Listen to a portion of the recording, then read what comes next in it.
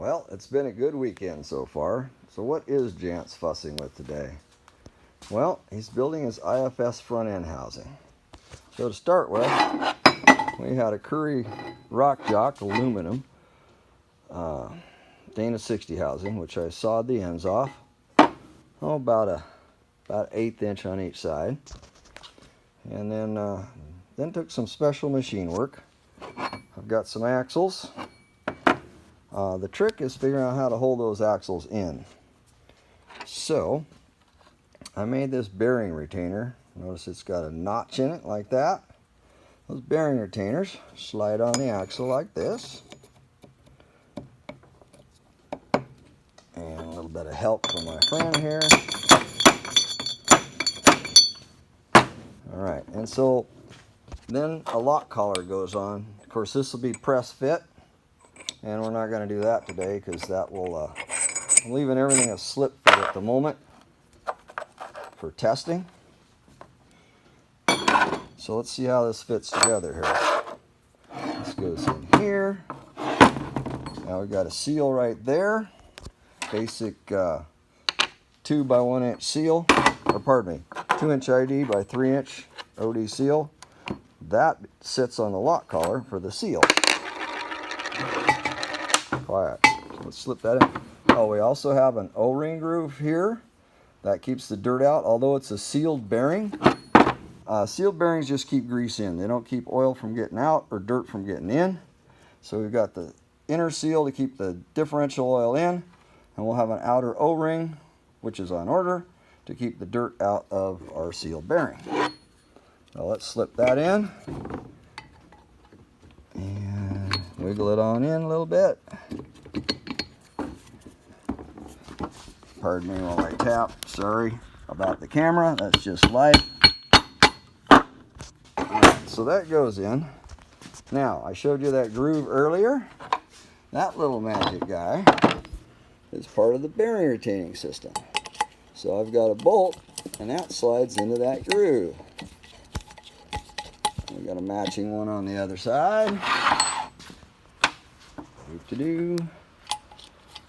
Put that in there. So you can see where these come out on this side here. It just got a little dog. Comes through into the bore, one on each side. And that is going to catch the groove in the bearing retainer. Now I've also got O-ring grooves on the outside of this because I want to figure out some way. I want to pump some grease in there to keep this outer O-ring here lubed. The seal is here. Now right now this is just a replacement stack, the same thickness of the seal for setup purposes. So that goes in, we'll back this out. And we'll get our other axle put in.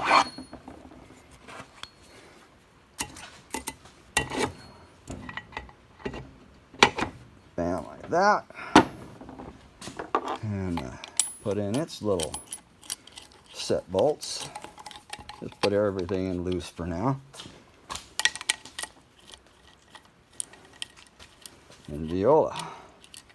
We now have a 60 front end ready for IFS flange axles. And I've got that at 13 and 5/8. Dynatrac's 13.7. And that's what I was trying to match. Looks like I beat them by 75 thousandths. Not a great accomplishment. More of a mistake, I think.